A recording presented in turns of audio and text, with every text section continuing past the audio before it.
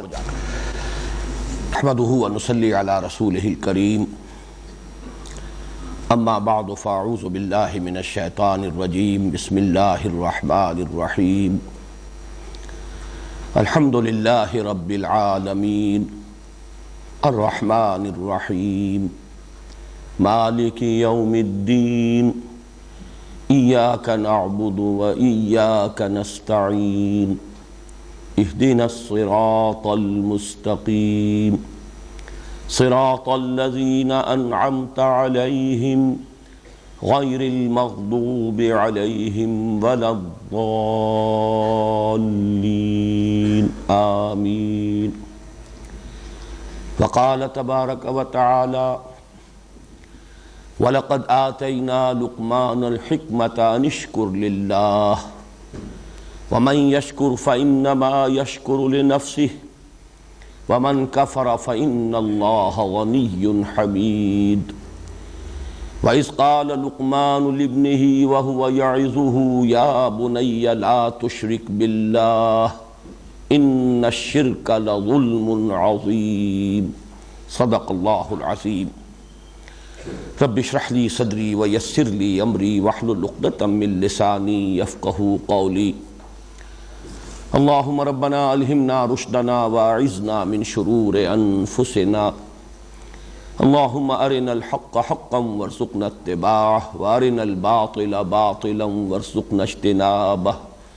اللہم وفقنا لما تحب وترضى آمین یا رب العالمین. کل میں نے اگرچہ تقریباً نصف وقت اپنی ایک ذاتی وضاحت اور اس درس قرآن کے سلسلے میں اپنی حیثیت کے تعین کے لیے صرف کیا تھا، لیکن یہ کہ محسوس ہوا کہ اس میں ابھی دو باتوں کا میں اور اضافہ کر دوں تو مناسب ہوگا. پہلی بات، میں نے جو اپنے فہم قرآن کے 4 سورسز یا اس کے 4 ڈائمنشنز یا 4 سوتے جن سے کہ اس کنویں میں پانی جمع ہوا، میں نے ان کی تفصیل بیان کی تھی تاکہ یہ بات واضح ہو جائے کہ میرے پاس جو بھی کچھ حقیر سا سرمایہ ہے علم و فہم قرآن کا،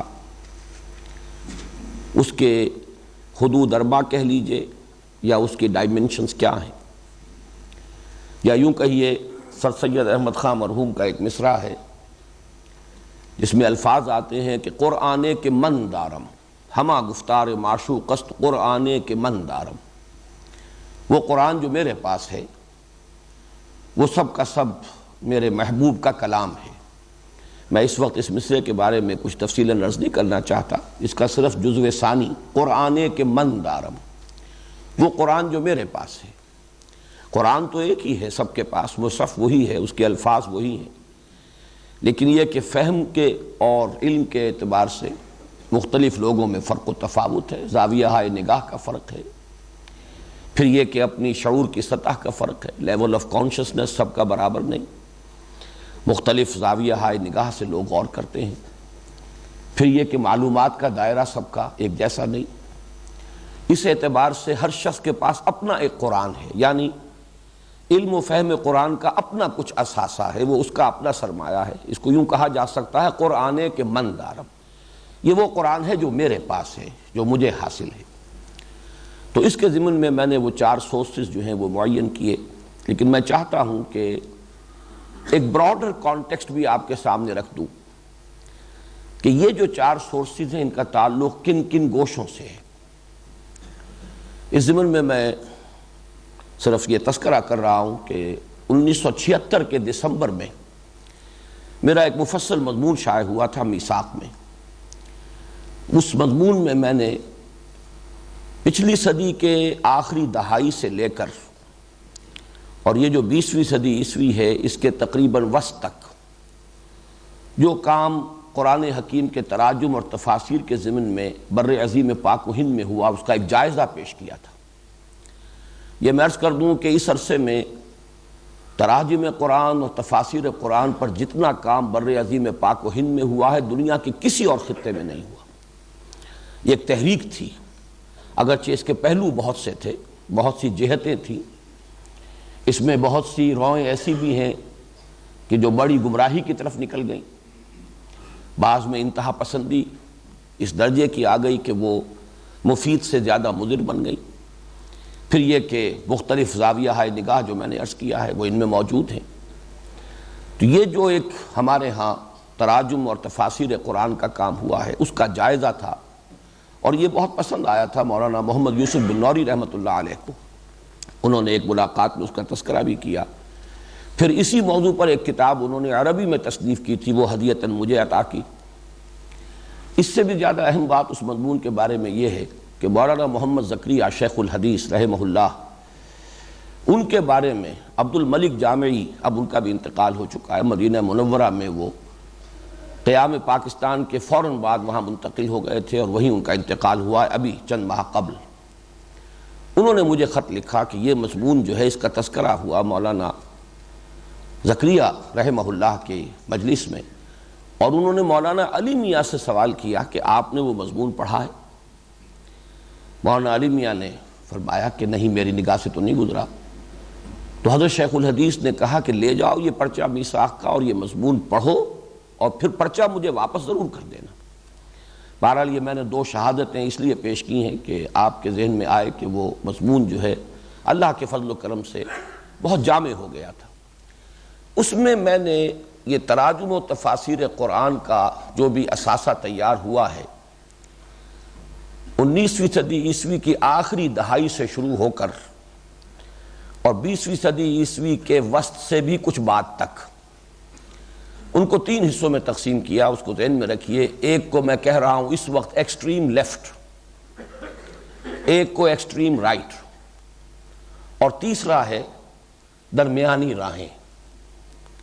ایکسٹریم لیفٹ میں آخری ایکسٹریم پر میں شمار کر رہا ہوں غلام احمد قادیانی اور مولوی محمد علی لاہوری، انہوں نے بھی تراجم کا کام کیا، اور محمد علی لاہوری کی تفسیر تو انگریزی کی بھی بہت مشہور ہوئی اور بہت مقبول ہوئی اس زمانے میں، اور اردو میں بھی بیان القرآن کے نام سے تفسیر ہے۔ لیکن اس کے بارے میں نوٹ کر لیجئے کہ یہ سائنٹیفک ریشنلزم کی ساری گمراہیوں کے ساتھ ایک سوڈو اسپریچولزم، ایک روحانیت ہے، اگرچہ میں اسے سوڈو قرار دے رہا ہوں، حقیقی نہیں، مصنوعی۔ یہ ان دو الفاظ کو جمع کر لیجئے تو وہ یہ قادیانیوں کا سلسلہ ہے تفاسیر کا۔ اس سے ذرا پھر آئیں گے درمیان کی طرف تو سر سید احمد خان مرحوم، اور پھر ان کے تابعین میں سے اور متبعین میں سے اور مقلدین میں سے علامہ مشرقی اور غلام احمد پرویز، ان کی بھی جو انتہا ہے وہی سائنٹیفک ریشنلزم، وہ اپنی پوری شدت کے ساتھ اس میں موجود ہے، اور بڑی بڑی گمراہیاں ان میں موجود ہیں۔ یہ تو ہے وہ ایکسٹریم لیفٹ۔ ایکسٹریم رائٹ پر ہمارے علماء جو قدیم مزاج رکھنے والے، سلف سے جڑے رہنے والے، جنہیں ہم کہیں گے قدیم نظام تعلیم سے جن لوگوں نے فیض اٹھایا، یہ ہمارے ہاں یہ پھر 3 حصوں میں منقسم ہیں، اہل حدیث، بریلوی اور دیوبندی۔ ان میں سے ایک شاخ سے مجھے بہت زیادہ مناسبت قائم ہوئی، اور وہ مولانا محمود حسن دیوبندی رحمہ اللہ، ان کا ترجمہ اور پھر ان کے جو حواشی ہیں میں تذکرہ کر چکا ہوں کل تفصیل سے، جو مولانا شبیر احمد عثمانی نے مکمل کیے۔ یہ ایکسٹریم رائٹ۔ درمیان میں 3 شاخیں ہیں، اس میں اب left to the center, left کی طرف سے آئیں گے تو وہ انتہائی گمراہی والا حصہ نکال دیجئے، سر سید احمد خان مرحوم اور اس سے بھی آگے قادیانیوں کا کام۔ لیکن یہ کہ درمیانی راہوں میں لیفٹ ٹو دی سینٹر، اس لیے کہ اس میں بہرحال سائنس کے ساتھ ایک اعتناء ہے، کچھ نہ کچھ جدید ریشنلزم بھی ہے، لیکن میرے نزدیک اس میں گمراہی کا یا مغالطے کا عنصر بہت کم ہے ضرور۔ ان میں ڈاکٹر اقبال ہیں اور ڈاکٹر رفیع الدین ہیں، اور رائٹ ٹو دی سینٹر یہ مولانا ابوالکلام اور مولانا ابو الاعلیٰ مودودی، انہوں نے بہت حد تک اسلاف کے ساتھ اپنے آپ کو جوڑے رکھا ہے، کہیں کوئی میجر ڈیویشن نہیں ہے۔ جدید سائنٹیفک ریشنلزم سے بہت حد تک محفوظ رہے ہیں، البتہ تعبیرات ہیں، سائنٹیفک تعبیرات، لیکن یہ کہ اس میں اعتدال ہے، پھر یہ کہ ایک حرکت، ایک تحریک، ایک دعوت، اس کا انداز ہے۔ اور بالکل درمیان میں مولانا فراہی، مولانا اصلاحی، اس لیے کہ ان کا معاملہ جو ہے وہ واقعتاً ایسا ہے کہ انہوں نے قرآن ہی کو اپنا موضوع بنایا ہے۔ کسی اور شے سے دلچسپی مولانا فراہی کو تھی ہی نہیں، نہ سیاست سے، نہ کسی تحریک سے۔ وہ تو بالکل جیسے کہ میں نے کل عرض کیا تھا کہ جیسے کوئی شخص اپنی مائکروسکوپ کے لینس کو فوکس کر لیتا ہے، تو یہ کیفیت ہے در حقیقت مکتب فراہی کی۔ یہ ایک نیا مکتب فکر ہے تفسیر قرآن میں۔ تو یہ ہے اصل میں وہ پورا سپیکٹرم جو ہے جس میں نے یہ تمام ایکسٹریم لیفٹ سے لے کر ایکسٹریم رائٹ تک، اور درمیان میں یہ تین، اگرچہ یہ اس طرح کے علماء میں سے نہیں ہے کہ جو ہمارے ہاں سکہ بند علماء شمار ہوں، نہ علامہ اقبال، نہ ابوالکلام، نہ مولانا مودودی۔ مولانا فراہی اگرچہ پختہ عالم تھے، لیکن یہ کہ ان کو بھی کوئی ہمارا مکتبہ فکر جو ہے اس طریقے سے اون نہیں کرتا۔ تو یہ تین درمیانی راہیں ہیں۔ بہرحال یہ ہے در حقیقت وہ براڈر کانٹیکسٹ جس میں سے میں نے جب شعور کی آنکھ کھولی ہے تو جس سے میں نے استفادہ کیا، میں اس کی تفصیل جو ہے لکھ چکا ہوں، اور دعوت رجوع القرآن کا منظر اور پس منظر میں جو میں نے آج چند جملوں میں، چند منٹ میں جو مضمون بیان کیا، یہ بھی ایک تفصیل کے ساتھ ہے۔ یہ گمراہ جو شاخیں ہو گئیں وہ کس حد تک پہنچی ہیں، پھر ان کا پس منظر کیا ہے، اور یہ درمیانی راہیں جو ہیں اس کے یہ تین شعبے۔ بہرحال درمیانی جو تین ہیں ان میں سے تینوں سے مجھے اللہ کے فضل و کرم سے استفادہ ہوا ہے، اور یہ کہ جو ہمارا جو قدیم علماء ہے، راسخ العقیدہ علماء، سلف کے ساتھ جڑے ہوئے علماء، ان میں سے مولانا شیخ الہند اور علامہ شبیر احمد عثمانی، تو یہ میرے اس فکر قرآنی کے چار سوتے ہیں، اور ان سے وہ قرآن وجود میں آیا ہے جو میرے پاس ہے۔ میں اس کی وضاحت کر چکا ہوں، قرآن کے مندارم۔ دوسری بات جو میں نے عرض کی تھی کل کہ ان فضلہ کان علیک کبیرہ، اس کا جو بھی ایک ادنا سا عکس ہے میں محسوس کرتا ہوں اور اللہ کا شکر ادا کرتا ہوں۔ اس کا پہلا منظر تو یہی کہ اللہ تعالیٰ نے ایسے حالات پیدا کر دیے کہ ان مختلف جو شاخیں ہیں فکر قرآنی کی، ان سے ایک ربط قائم ہوا۔ یہ مواقع اللہ ہی عطا کرتا ہے، این سعادت بزور بازو نیست، تانا بخشت خدائے بخشندہ۔ پھر یہ کہ اس سے اخذ کی صلاحیت، پھر اس میں استقامت، یہ چیزیں بھی اللہ کی عطا کردہ ہوتی ہیں۔ اس پر میں نے اضافہ کیا تھا، اللہ تعالیٰ نے ذہن منطقی عطا فرمایا اور مزاج فلسفیانہ، ذوق فلسفیانہ۔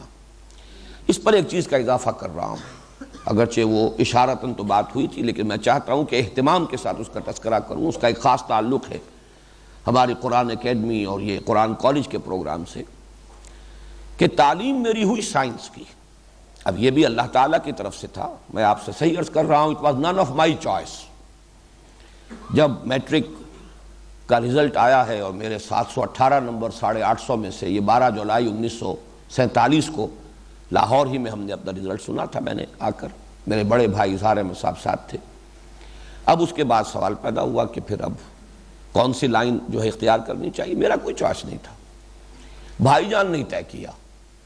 چنانچہ جب گورنمنٹ کالج میں ہم پہنچے ہیں اور فارم لیا داخلے کا، تو انہوں نے میڈیکل، پری میڈیکل جو میڈیکل گروپ کہلاتا تھا ایف ایس سی کا، وہ اس نے خود بھر دیا۔ غالباً ان کا خیال یہ ہوگا کہ انہوں نے انجینئرنگ کر لی ہے، تو چلیے خاندان میں ایک کھوٹا جو ہے وہ انجینئرنگ میں اگر گڑ گیا ہے تو پھر ایک جو ہے ڈاکٹری کا کھوٹا جم جائے۔ بہرحال اس میں میرا کوئی چوائس نہیں۔ یہ میں سمجھتا ہوں کہ حالات و واقعات کے اعتبار سے کہا جائے گا بڑے بھائی کا فیصلہ ہے، حقیقت کے اعتبار سے اللہ کا فیصلہ ہے۔ اس لیے کہ بعد میں جب بھی میں نے سوچا، میرے مزاج کی مناسبت اگر تھی تو یا تو لیگل پروفیشن سے تھی، اور مجھ سے بہت سے لوگوں نے کہا کہ اگر تم وکالت کا پیشہ اختیار کرتے تو بہت کامیاب رہتے، لیکن یہ بات تو دوسروں کی تھی۔ میرا اپنا ہمیشہ یہ خیال رہا ہے کہ میں تدریس اور تعلیم کے پیشے سے وابستہ ہوتا تو شاید سب سے زیادہ مناسبت میرے مزاج کو اسی سے ہے، اور مجھے اس سے خوشی بھی ہے، اس لیے کہ نبی اکرم صلی اللہ علیہ وسلم نے فرمایا ہے انما بعثت معلما، میں تو معلم بنا کر بھیجا گیا ہوں۔ تو گویا کہ یہ تدریس اور تعلیم جو ہے اس کا ایک مناسبت ہے اس کی نبی اکرم صلی اللہ علیہ وسلم کے مزاج کے ساتھ۔ تو میں اس پر بھی اللہ کا شکر ادا کرتا ہوں کہ پھر عرض کروں گا کہ ایک ادنا سا عکس کہ مجھے بھی زیادہ مناسبت جو ہے وہ تدریس اور تعلیم سے ہے، لیکن یہ کہ میڈیکل پروفیشن، جبکہ اللہ کے علم میں تو تھا کہ وہ مجھے پرسو بھی نہیں کرنا، 16 برس میں نے پریکٹس کی لیکن پھر میں نے چھوڑ دیا۔ ویسے ایجوکیشن کے دوران ہی اصل تو میں فیصلہ کر چکا تھا کہ یہ مجھے اس کو ان دی رائٹ ارنسٹ جو کہا جاتا ہے پروفیشن کو اختیار نہیں کرنا ہے۔ اس میں اگرچہ ایک مناسبت مجھے قائم ہو گئی تھی سائیکالوجی سے، اور سائیکولوجیکل میڈیسن کی طرف کچھ رجحان تھا کہ اگر کروں گا تو ڈی پی ایم کروں گا، ڈپلومہ ان سائیکولوجیکل میڈیسن۔ لیکن یہ کہ جس درجے میں میری ایک وابستگی ہو گئی تھی تحریک اسلامی کے ساتھ، اسلامی جمعیت طلبہ کے ساتھ نہایت فعال انداز میں، اور میری زندگی میں ترجیح اول جو ہے وہ اس حرکت اور دعوت اور انقلابی جد و جہد کو قائم ہو چکی تھی اپنے میڈیکل کالج کے دوران ہی، ظاہر بات ہے کہ اس کے ساتھ پھر کسی بھی پروفیشن کے ساتھ اس طرح کی وابستگی نہیں رہتی۔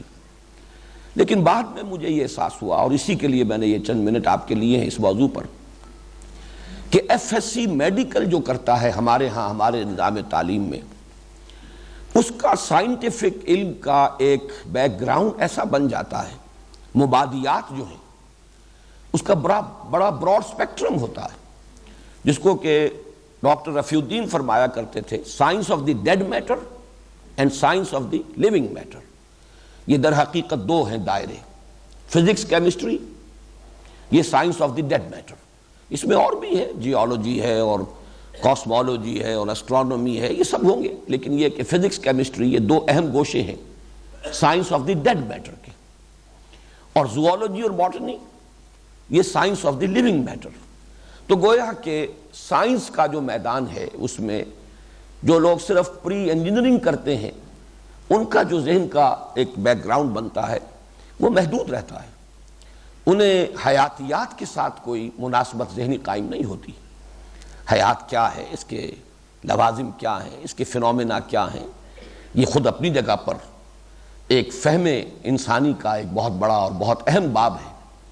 اس اعتبار سے ایف ایس سی میڈیکل جو میں نے کیا، اور بہرحال میں طالب علمی کے دور میں اچھے طلباء میں شمار تھا، نتیجہ یہ ہوا ہے کہ یہ جو مبادی ہیں سائنس کے، اس کا تانا بانا جو ہے وہ ذہن کے اندر بن گیا، اور میں یہ سمجھتا ہوں کہ یہ بھی اللہ تعالیٰ کا بہت بڑا فضل ہے کہ اسی سے پھر وہ براڈ سپیکٹرم بنا ہے خود میرے اپنے ذہنی پس منظر کا۔ اور اس کا تذکرہ میں اس لیے کر رہا ہوں کہ قرآن کالج کے لیے بھی میری سب سے بڑی خواہش یہ ہوتی ہے کہ جن طلباء نے ایف ایس سی میڈیکل کر لیا ہو وہ ہمارے کالج میں آ کر داخلہ لیں۔ 3 سال میں ہم انہیں پھر بی اے کراتے ہیں کہ سائنس کا یہ صغرا کبرا ان کے ذہنوں میں بن چکا ہو۔ پھر ظاہر بات ہے کہ ایک تو وہ ہے کہ جو بہت ہی بمشکل پاس ہوئے ہوں، انہوں نے پڑھ تو لیا ہوتا ہے لیکن اس طریقے سے شعور تو نہیں ہوتا، لیکن اللہ تعالیٰ اگر ایسے نوجوانوں کو جنہوں نے اچھے نمبروں کے ساتھ اور امتیازی حیثیت سے ایف ایس سی میڈیکل کیا ہو، اور اب ویسے بھی میڈیکل پروفیشن جو ہے بہت ہی کنجسٹڈ ہو چکا ہے، کمپٹیشن بہت انتہا درجے کو پہنچ چکا ہے، بہت سے لوگ ایم بی بی ایس کر کے بھی پھر اس پروفیشن کو تج رہے ہیں اور دوسرے کچھ اور پیشے اختیار کر رہے ہیں۔ تو اگر آپ کے عزیزوں میں سے، آپ کے جاننے والوں میں سے، ان نوجوانوں میں سے کہ جو ایف ایس سی میڈیکل کر رہے ہوں اور امتیازی حیثیت سے کر کے پھر وہ اپنا ٹارگٹ بنائیں، اپنا موٹو بنائیں، خیرکم من تعلم القرآن وعلمہ، اس کے لیے اپنی زندگی کو وقف کریں، تو یہ گویا کہ وہ جو میں نے کل عرض کیے تھے کہ 6 لیول سامنے ہیں، تخلیقی کام، تحقیقی کام، پھر تدریسی یا تفسیری کام، پھر یہ تبلیغ اور تبیین، تو ان کے لیے سب سے زیادہ جو موزوں نوجوان اس دور میں ہیں وہ ہوں گے کہ جنہوں نے ایف ایس سی میڈیکل کیا ہو، پری میڈیکل کے ساتھ ایف ایس سی کیا ہو، تاکہ ان کا یہ سائنٹیفک جو علم ہے اس کا اسپیکٹرم خاصا براڈ ہو، اور اس کے ساتھ پھر اب اس وہ پیالہ اور ظرف جو ان چیزوں سے وجود میں آیا ہو، اس میں وہ علم قرآن اور فہم قرآن کو ڈھیلنے کی کوشش کریں۔ تو یہ گویا کہ اس دور کے تبیین قرآن کا حق ادا کرنے کا میں یہ سمجھتا ہوں کہ بہترین یہ معاملہ ہوگا۔ تو میں نے اس لیے آج ذرا وقت لیا ہے کہ یہ کام جو بھی ہم کر رہے ہیں اس کے ساتھ بھی آپ حضرات کی ایک مناسبت قائم ہو، اور یہ کہ آپ بھی تلاش میں رہیں، وہ نوجوان جو ذہین ہوں اور وہ پھر اپنے آپ کو اس کام کے لیے وقف کرنے کا ارادہ کر لیں، اور خاص طور پر وہ جنہوں نے F S C pre medical کیا ہو۔ اب آئیے آج ہم آگے بڑھ رہے ہیں۔ کل ہم نے سورہ فاتحہ سے متعلق جو تمہیدی اور ابتدائی مباحث تھے 5 عنوانات سے تو مکمل کر لیے تھے۔ قرآن حکیم کی پہلی صورت ہے سورہ فاتحہ، مصحف کی بھی پہلی، اور ترتیب نزولی میں بھی سب سے پہلی مکمل صورت جو حضور پر نازل ہوئی وہ سورہ فاتحہ ہے۔ اس کے نام بہت سے ہیں اور بڑے بڑے اہم نام جو ہے میں کل گنوا چکا ہوں۔ فضیلت پر ایک تو ہم نے پوری حدیث پڑھی جس میں نبی اکرم صلی اللہ علیہ وسلم نے وضاحت کے ساتھ فرمایا کہ اس کی نظیر اور اس کی مثل کبھی کوئی صورت نازل نہیں ہوئی، نہ تورات میں، نہ انجیل میں، نہ زبور میں، نہ خود قرآن میں۔ بے مثل بے نظیر صورت ہے۔ اور بھی دوسری کچھ روایات تھیں جو میں نے آپ کو سنائی۔ پھر چوتھی بحث یہ تھی کہ یہ نماز کا جزو لازم ہے، اس سے کوئی بڑا فرق واقع نہیں ہوتا۔ جب بھی کوئی شخص اکیلا نماز پڑھے گا، چاہے وہ حنفی ہو، مالکی ہو، شافعی ہو، حنبلی ہو، اہل حدیث ہو، جب تنہا نماز پڑھے گا تو ظاہر بات ہے ہر رکعت میں سورہ فاتحہ کو پڑھے گا لازماً۔ تو اس حدیث پر اس درجے میں تو عمل متفق علیہ، سب کے نزدیک لازمی۔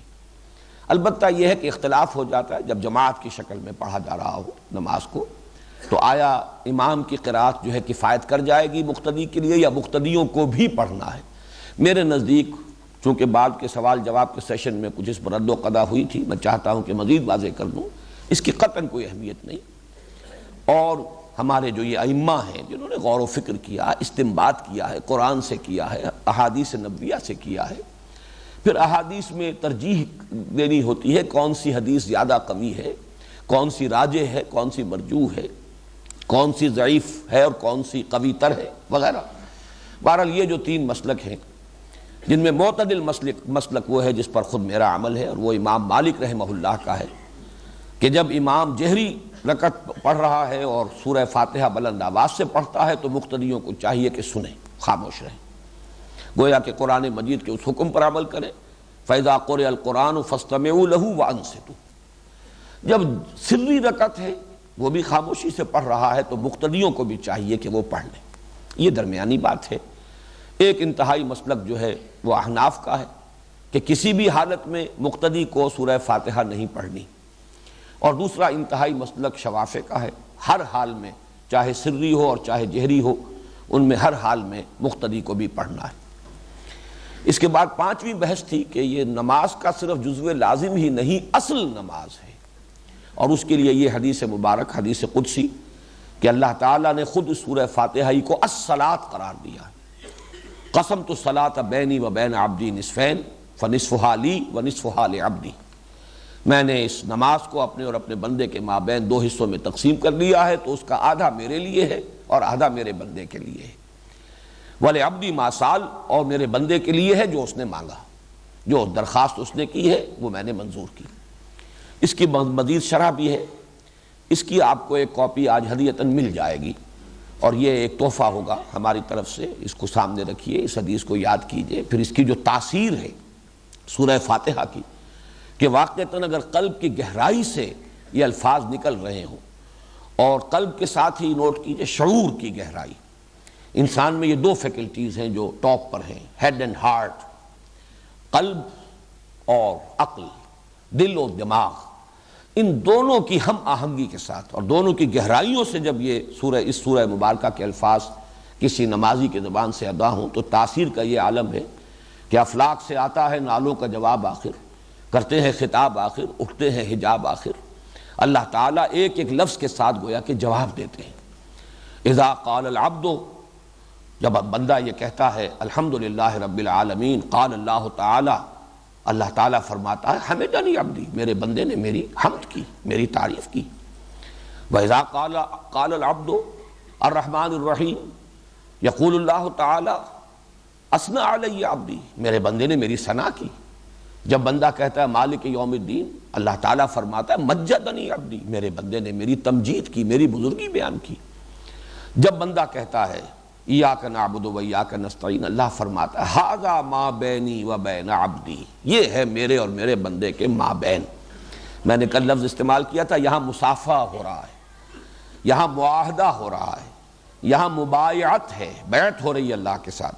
ایاک نعبد و ایاک نستعین، یہ میثاق ہے، یہ عہد ہے، قول و قرار ہے، معاہدہ ہے۔ تو ھذا ما بینی و بین عبدی، لیکن چونکہ اس میں استعانت بھی ہے، مدد چاہتے ہیں، وَلِعَبْدِي مَا سَأَلَ، اور میرے بندے نے جو مانگا میں نے دیا، میری اعانت اس کو حاصل رہے گی۔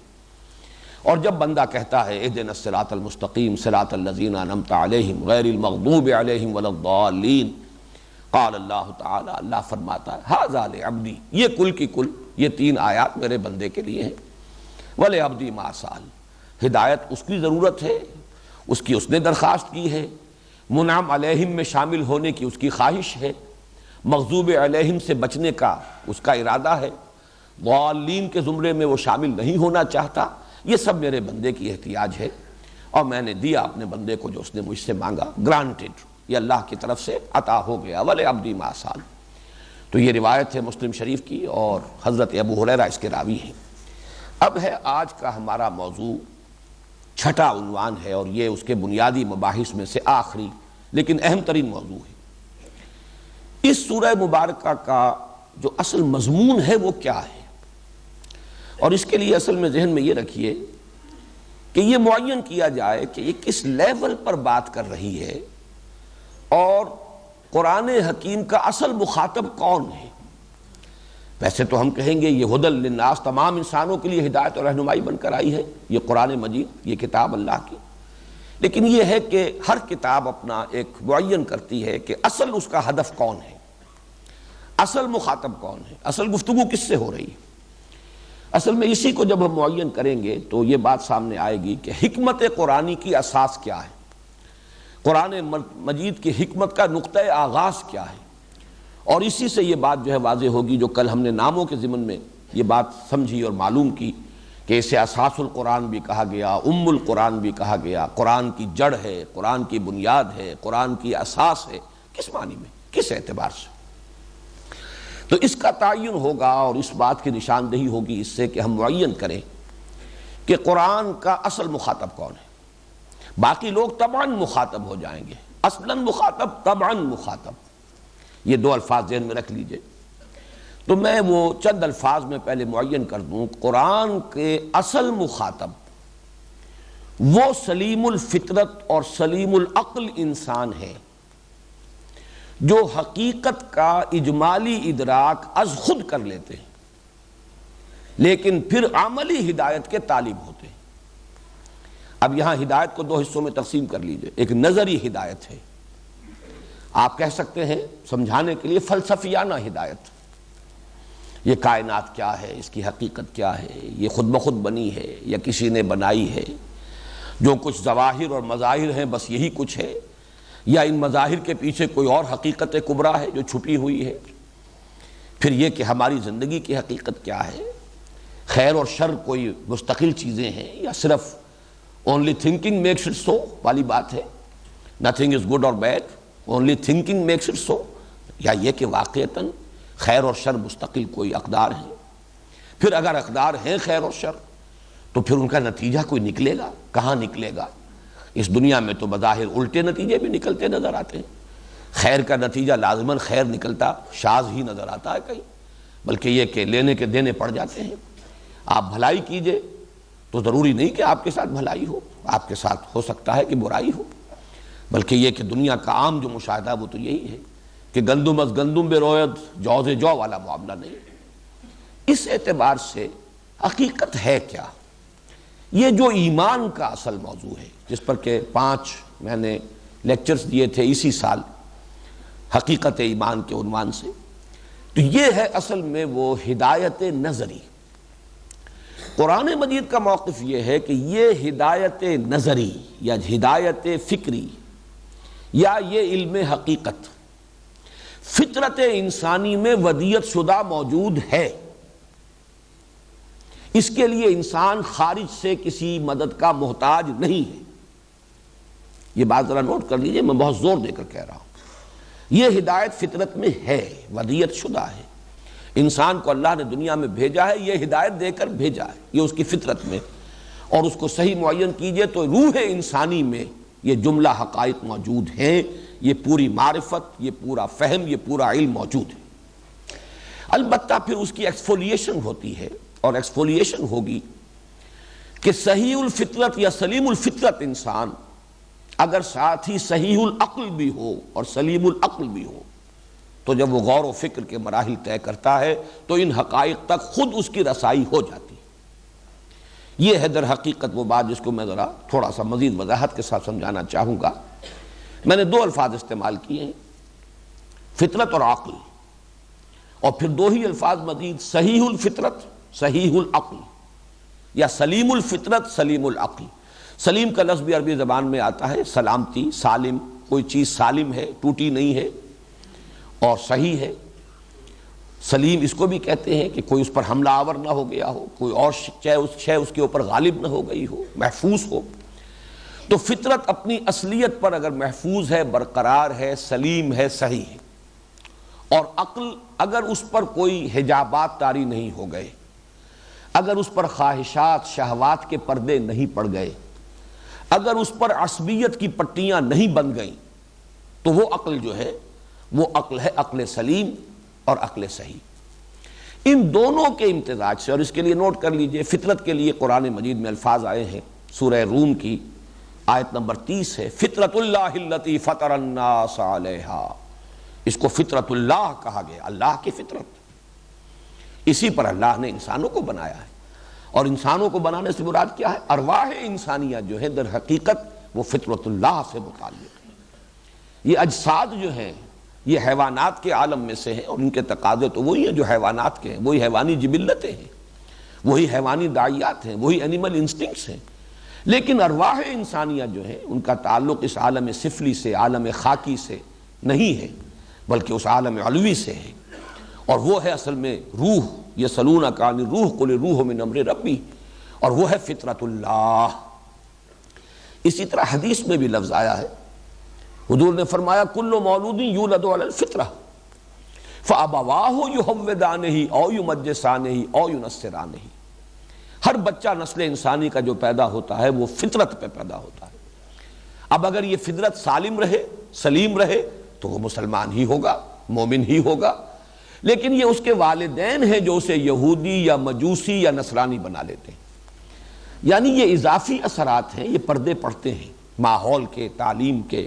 اس کی وجہ سے کوئی شخص یہودی بن گیا، کوئی ہندو بن گیا، کوئی مجوسی بن گیا، کوئی نصرانی بن گیا، لیکن پیدائشی طور پر ہر بچہ فطرت اسلام، فطرت سلیم لے کر آتا ہے۔ اسی کے لیے قرآن مجید میں لفظ قلب بھی آیا ہے، الا من اتى اللہ بقلب سلیم، جو اللہ کی طرف بڑھتا ہے، متوجہ ہوتا ہے قلب سلیم کے ساتھ۔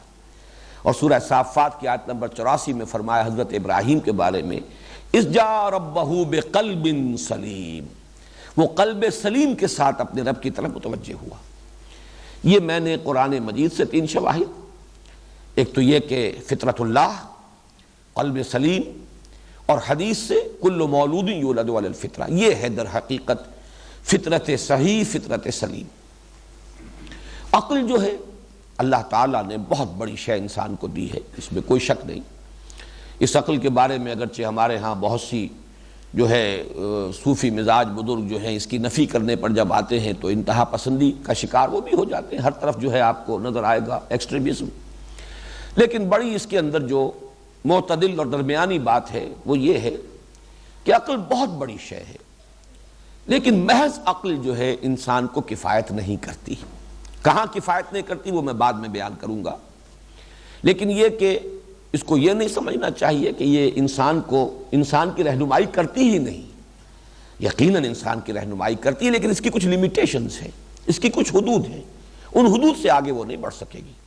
لیکن وہ جو لمٹس ہیں وہ خود بہت عظیم ہیں، ان کی حد تک بھی عقل جو ہے انسان کی، جیسے کہ وہ اقبال کا مصرع مجھے یاد آیا، غالب کے بارے میں کہا ہے کہ فکر انسان پر تیری ہستی سے یہ روشن ہوا ہے پرے مرغ تخیل کی رسائی تا کجا۔ تو عقل انسانی کی رسائی بھی بہت دور تک ہے، بشرطے کہ اس پر خواہشات، شہوات، جذبات اور تعصبات کے پردے نہ پڑ جائیں۔ تعصب ہے، ضد ہے، ہٹ درمی ہے، کسی کی بات کسی صورت ماننی ہی نہیں ہے، ہر صورت میں اس کی تو مخالفت کرنی ہی ہے، عناد ہے، دشمنی ہے، شقاق جسے کہا گیا ہے، فَإِنَّمَا هُمْ فِي شِقَاقٍ، زدم زدہ میں، وہ دوسری بات ہے۔ تو اس کی فیکلٹی جو ہے ریزننگ کی وہ کلاؤڈ ہو جائے گی، اس کے اوپر غبار آ جائے گا، وہ صحیح رخ پر رہنمائی نہیں کرے گی۔ لیکن اگر شہوات و جذبات و خواہشات و تعصبات سے آزاد ہو تو عقل انسان کو بہت دور تک لے جاتی ہے۔ اب آپ نوٹ کیجئے کہ فطرت سلیم کے یا فطرت سلیمہ کے مظاہر کیا ہیں۔ یہ میں چاہتا ہوں کہ یہ بات ذرا خاصی تفصیل کے ساتھ عرض کر دوں، اس لیے کہ ہمارے درس قرآن میں پھر یہ مضامین بار بار آئیں گے، صرف حوالہ کافی ہوگا انشاءاللہ۔ اس کے دو مظہر ہیں۔ فطرت اگر سلامتی پر، صحت پر برقرار ہے، یا اگر کہا جائے اگر وہ پرورٹ نہیں ہوئی ہے، اس کے اندر فساد پیدا نہیں ہوا ہے، صحیح ہے، سلیم ہے، تو دو چیزیں ہوں گی موجود۔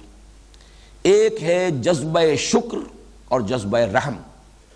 یہ در حقیقت ایک ہی کیفیت کے دو رخ ہیں۔ شکر کیا ہے؟ کہ اگر آپ کے ساتھ کوئی بھلائی کرے، آپ کی کوئی ضرورت پوری کرے، آپ کی تکلیف میں آپ کی کوئی مدد کرے، تو ایک خاص رد عمل طبیعت کے اندر ابھرنا چاہیے، جسے ہم تشکر کہتے ہیں۔ احسان مندی کے جذبات قلب میں ابھرنے چاہیے۔ اگر نہیں ابھرتے، بے حس ہو گیا انسان، منعم اور محسن کے لیے یہ جذبات تشکر اس کی فطرت سے، اس کے قلب کی گہرائیوں سے یہ چشمہ نہیں ابلتا، تو معلومہ سوتا خشک ہو چکا، فطرت پرورٹ ہو چکی۔ اسی کا دوسرا رخ ہے رحم۔ دوسرے کو تکلیف میں دیکھ کر، دوسرے کو احتیاج کی کیفیت میں شکر ہوتا ہے جب آپ کی تکلیف میں کسی نے آپ کی مدد کی، آپ کی کوئی احتیاج کسی نے پوری کی، آپ کو کوئی انعام دیا، آپ پر کوئی احسان فرمایا، تو اس کے جذبے، اس کے بدلے میں، اس کے جواب میں شکر پیدا ہوگا۔ لیکن آپ نے کسی کو دیکھا تکلیف میں، احتیاج میں، مصیبت میں، اور آپ اگر اس کی صلاحیت رکھتے ہو، وسعت رکھتے ہو کہ اس کی مدد کر سکیں، تو اب آپ اس کی طرف متوجہ ہوئے، مدد کرنے کے لیے ایک جذبہ آپ کے اندر ابھرا، یہ رحم ہے۔ یہ دو جذبات در حقیقت ایک ہی تصویر کے دو رخ ہیں، اور یہ فطرت کی صحت و سلامتی کی شرط اول ہے۔ یہ ہے تو فطرت صحیح ہے، اور اگر یہ نہیں ہے تو فطرت مر چکی، فطرت پرورٹ ہو چکی، اس میں فساد پیدا ہو چکا۔ دوسری شے لازمی ہے اخلاقی حس، نیکی اور بدی کا امتیاز اور شعور۔ یہ نیکی ہے، یہ بدی ہے، یہ خیر ہے، یہ شر ہے۔ یہ بھی قرآن کہتا ہے کہ نفس انسانی میں ودیت شدہ چیز ہے یہ، فَأَلْهَمَهَا فُجُورَهَا وَتَقْوَاهَا۔ انسان محتاج نہیں کہ اسے بتایا جائے کہ سچ بولنا اچھا ہے، جھوٹ بولنا برا ہے۔ انسان کے لیے یہ ضروری نہیں ہے کہ کوئی اسے بتائے کہ وعدہ پورا کرنا، وفا کرنا یہ خیر ہے، اور وعدہ خلافی کرنا یہ شر ہے۔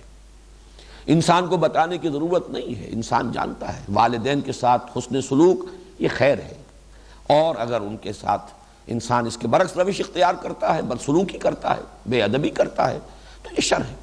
یہ چیزیں انگرینڈ ہیں ہیومن نیچر میں، ودیت شدہ ہیں۔ تو خیر و شر کا امتیاز اور شعور، اور اس پر اضافہ کیجئے خیر کی طرف، نیکی کی طرف رغبت، اور شر سے اور بدی سے کچھ نفرت۔ چاہے کوئی دوسرے عوامل انسان پر اتنے اثر انداز ہو جائیں کہ آدمی کوئی برا کام کر رہا ہے، کچھ ریشنلائز کر رہا ہے، کچھ اپنے لیے بہانے اس نے تراش لیے ہیں، کچھ مجبوری کا اس کے پاس کوئی عذر ہے، کر رہا ہے، لیکن اس کی فطرت پھر بھی ابا کر رہی ہو، اندر سے اسے اس کا ضمیر جو ہے وہ ملامت کر رہا ہو، تو معلوم ہوگا کہ فطرت صحیح ہے، سلیم ہے۔ یہ دو ہیں مظاہر فطرت کے صحیح ہونے کے، اور ایسے ہی لوگوں کے لیے لفظ ہے المتقین۔ اب میں آپ کو صرف اشارہ کر کے گزر جاؤں گا، در حقیقت بہت اہم عقدہ ہے جو حل ہو گیا ہے، جو سورہ بقرہ کے شروع میں آئے گی آیت ھدی للمتقین۔ یہ قرآن در حقیقت اصل میں انہیں خطاب کرتا ہے، ایسے لوگوں سے اس کی گفتگو ہے، ایسے لوگوں کے لیے یہ ہدایت ہے، ایسے لوگوں کو یہ راستہ دکھائے گا جن کی فطرت جو ہے وہ اپنی سلامتی پر برقرار ہے، جن میں جذبہ شکر بھی ہے، جذبہ رحم بھی ہے، جن میں نیکی اور بدی کا کم سے کم امتیاز اور اس کا شعور موجود ہے، نیکی کی طرف ایک رغبت اور بدی سے ایک گونا نفرت موجود ہے۔ یہ المتقین ہے۔ عقل سے کام لینے والے جو میں نے عرض کیا، جن کی عقلوں پر پردے نہ پڑے ہوں، نہ خواہشات کے، نہ شہوات کے، نہ جذبات کے، نہ تعصبات کے، ان کو قرآن کہتا ہے اولو الالباب، ہوش مند لوگ، باشعور لوگ۔ الباب جمع ہے لب کی، اور لب کہتے ہیں کسی شے کا خلاصہ، اس کی اصل حقیقت۔ لب لباب یہ ہم بھی کہتے ہیں، بھائی پوری بحث کا لب لباب یہ ہے، پوری بات کا لب لباب یہ ہے۔ تو انسان حیوان عاقل ہے، عقل اس کی لب ہے، اور یہ اولو الالباب وہ ہیں جو عقل سے کام لیں۔ اسی کو قرآن کہیں کہتا ہے الذین یعقلون، وہ لوگ کہ جو عقل سے کام لیتے ہیں۔ چنانچہ وہ آیات ذہن میں آ گئی ہوں گی، ان فی خلق السماوات والارض واختلاف اللیل والنہار لآیات لقوم یعقلون، وہ لوگ لآیات لأولی الالباب، یہ سورہ آل عمران میں ہے، اور یہ آیت بڑی طویل آئی ہے سورہ بقرہ میں، ان فی خلق السماوات والارض واختلاف اللیل والنہار والفلک التی تجری فی البحر بما ینفع الناس، اور بہت سے مظاہر جو ہیں بظاہر قدرت ان کا ذکر کر کے فرمایا لآیات لقوم یعقلون، تو اولو الالباب اور قوم یعقلون، اور انہی کو الذین یفقہون، وہ لوگ کہ جو تفقہ سے بہرہ ور ہیں، غور کرتے ہیں، سمجھتے ہیں، حقیقت کو جاننا چاہتے ہیں، یہ لوگ ہیں کہ جو سلیم العقل ہیں۔ ان دونوں کا جب امتزاج ہو تو اس کا ایک نتیجہ نکلتا ہے۔ پہلی حقیقت انسان کے سامنے یہ آتی ہے کہ یہ جو کچھ دنیا اور کائنات میرے سامنے پھیلی ہوئی ہے، اس کے بہت سے مظاہر ہیں، اپیئرنس، لیکن اس اپیئرنس کے پردے میں ریئلٹی کچھ اور ہے۔ کوئی وحدت ہے، یہ کثرت نظر آ رہی ہے مظاہر میں، لیکن کوئی وحدت ہے، کوئی حقیقت واحدہ ہے جو اس کثرت میں مستور ہے، چھپی ہوئی۔ جیسے کہ اصغر گونڈوی کا بڑا پیارا شعر ہے کہ ردائے لالہ و گل پردہ ماہو انجم، جہاں جہاں وہ چھپے ہیں عجیب عالم ہے۔ یہ تمام کائنات جو ہے یہ مظاہر ہیں، یہ آیات ہیں، یہ نشانیاں ہیں۔ کوئی اور ہستی ہے، کوئی معشوق ہے اس پردہ زنگاری میں، کوئی اور چھپا ہوا ہے۔ پہلی حقیقت تو یہ ہے کہ جو عقل، صحیح عقل سے جب سلیم الفطرت انسان کام لیتا ہے تو اس پر منکشف ہوتی ہے۔ اسی کے سلسلے میں کنفیوشس کا یہ قول نقل کر لیجئے اور یہ نوٹ کر لیجئے کہ there is nothing more certain, nothing more real than what cannot be seen, and there is nothing more certain than what cannot be heard۔ ان آنکھوں سے دیکھی جانے والی حقیقتوں اور ان کانوں سے سنی جانے والی باتوں سے کہیں زیادہ یقینی چیزیں وہ ہیں اور حقیقی چیزیں وہ ہیں جو نہ ان آنکھوں سے دیکھی جا سکتی ہیں نہ ان کانوں سے سنی جا سکتی ہیں۔ حقیقت جو ہے وہ ہمارے حواس کی سرحدوں سے کہیں دور ہے، کہیں ماوراء ہے۔ پھر یہ کہ جذبہ تشکر انسان کا، اب میری زندگی ہے، میری احتیاجات ہیں، میری ضرورتیں ہیں، یہ بہم پہنچ رہی ہیں، میرے والدین ہیں، میری ماں کی مامتا، میرے والد کی محبت، میرے بھائیوں اور بہنوں کی اخوت، ان کی محبت، پھر میری قوم جو میرے لیے ایک حفاظت کا حصار ہے، میرا قبیلہ ہے، پھر یہ تمام ارض و سما، یہ سورج اور چاند اور یہ ہوائیں اور پانی، میری ضرورت کی چیزیں ان سے بہم پہنچ رہی ہیں۔ لیکن یہ کہ اصل رب کوئی اور ہے جس کے قبضہ قدرت میں یہ سارا کارخانہ قدرت ہے، یہ عقل کی دوسری چھلانگ ہے۔ یقیناً ان چیزوں سے یہ سب کچھ ہو رہا ہے، فصلیں پکتی ہیں سورج سے، ہوائیں چلتی ہیں تو بادل آتے ہیں، بارش برستی ہے، یہ ساری چیزیں ہیں۔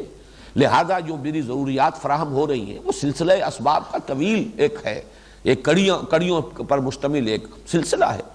لیکن یہ کہ مسبب الاسباب کوئی ایک، اس لیے کہ اس میں جو ہم آہنگی ہے، یہ کوئی بڑا ہی سینٹرلی کنٹرولڈ سسٹم ہے، یہ باہمی توافق اس کے بغیر نہیں ہو سکتا۔ یہ جس طریقے سے تمام عناصر قدرت مل جل کر ان نتائج کو پیدا کر رہے ہیں، موافقت ہے ان کے مابین، تو کوئی ایک ہستی ہے جو ماوراء ہے، ان سب سے بلند، ان سب کے پیچھے، وہ ہے اصل رب۔ اس کو پہچاننا یہ گویا کہ عقل انسانی کی پہلی یافت ہے، یہ ہے توحید۔ میں اس کے بعد تذکرہ کروں گا کہ ایسے لوگوں کے لیے ایک نہایت مکمل مثال جو قرآن نے دی ہے وہ حضرت لقمان کی ہے۔ صحیح ہے، جذبہ تشکر موجود ہے، تو اب منعم کی تلاش یہ عقل کا کام ہے۔ میرا منعم حقیقی ہے کون؟ میری ضروریات کا پورا کرنے والا حقیقت میں کون ہے؟ میری احتیاجات جو پوری ہو رہی ہیں وہ اگرچہ بڑا طویل سلسلہ ہے مادیات کا، لیکن یہ کہ ان سب کی پشت پر کوئی ہے، اور عقل یہ تسلیم کرتی ہے کہ کوئی ایک ہستی ہے، وہ ہے منعم حقیقی، وہ ہے اصل رب۔ اب دوسرا جذبہ نوٹ کیجئے، نیکی اور بدی۔ فطرت کی صحت کا ثبوت کہ نیکی اور بدی کا شعور اور امتیاز برقرار ہو۔ اگر یہ ہے تو اگلا سوال پیدا ہوتا ہے کہ پھر اس کا بدلہ، نیکی کا نتیجہ، بدی کا نتیجہ گندم از گندم بے رویت، جو سے جو۔ عقل یہ چاہتی ہے کہ نیکی کا بدلہ اچھا ہو، بدی کا برا ہو، نیکی پر اجر ملے، بدی پر سزا ملے۔ مشاہدہ یہ ہے کہ یہاں الٹی گنگا بہہ رہی ہے، دنیا میں تو اس کے برعکس ہے۔ ایک اصول آدمی اپنا طے کر لے، زندگی اجیرن ہو جائے گی۔ اس اصول کو اگر آپ نہیں توڑیں گے تو ہر قدم پر مشکلیں ہوں گی، اور کوئی اسکروپلز نہ ہو، کوئی اصول نہ ہو، تو آپ کے لیے ہر راستہ کھلا ہے، بائی ہک اور بائی کروک، ادھر سے ادھر سے، جدھر سے چاہیے نکل جائیے۔ سیدھی انگلیوں نکل رہا ہے گھی تو نکال لیجئے، ورنہ ٹیڑھی انگلیاں کر لیجئے۔ معلوم یہ ہوا کہ اگر نیکی نیکی ہے اور وہ حقیقتاً نیکی ہے، واقعتاً کوئی ایک قدر ہے، وہ صرف ہمارا سراب نہیں ہے، ہمارا سوچنا ہی نہیں ہے، بلکہ واقعہ ہے، اور اگر بدی بدی ہے اور واقعتاً ہے اور حقیقتاً ہے، اور عقل یہ چاہتی ہے کہ نیکی کا بدلہ بھلا، اجر ثواب، اور بدی کا بدلہ برا، سزا، عذاب، لیکن دنیا میں مشاہدہ اس کے برعکس ہو رہا ہے، یا یہ کہ کم سے کم وہ جو صحیح نتیجہ نکلنا چاہیے وہ نہیں نکل رہا۔